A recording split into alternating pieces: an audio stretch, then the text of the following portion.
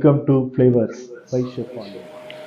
இன்னைக்கு நம்ம beetroot salad பண்ண போகிறோம்.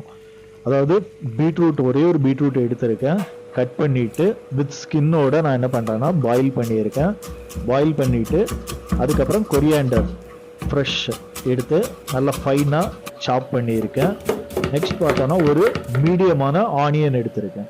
ஆனியனை நல்லா ஸ்லைஸ் பண்ணிடுறேன். ஸ்லைஸ் பண்ணிவிட்டு அதுக்கப்புறம் அதோட கொஞ்சம் க்ரீன் சில்லி நம்ம சேர்க்கலாம். நான் தான் இன்றைக்கி க்ரீன் சில்லி சேர்க்கலை.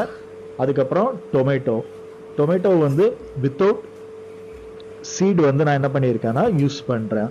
ஏன்னா சீடு சேர்த்தோம் அப்படின்னா புளிப்பு கொஞ்சம் அதிகமாக இருக்கும். நிறைய பேருக்கு பிடிக்காது, சில பேருக்கு பிடிக்கும்னா நீங்கள் வித் சீடோட சேர்க்கலாம். எடுத்துகிட்டு ஜூலியன்ஸாக கட் பண்ணுறோம். அதுக்கப்புறம் டொமேட்டோ கட் பண்ணி முடிச்சாச்சு.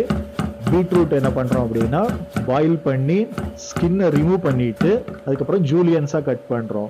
இதுக்கு ஷெட்டட் அப்படின்னு சொல்லி இன்னொரு நேம் என்ன பண்ணுவோம் நம்ம சொல்லுவோம்.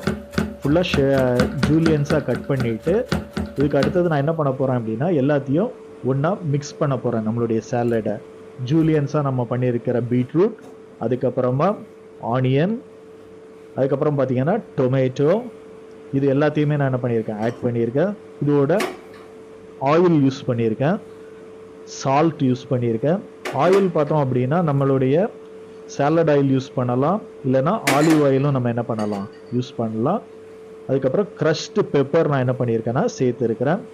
பெப்பர் பவுடரும் சேர்க்கலாம்.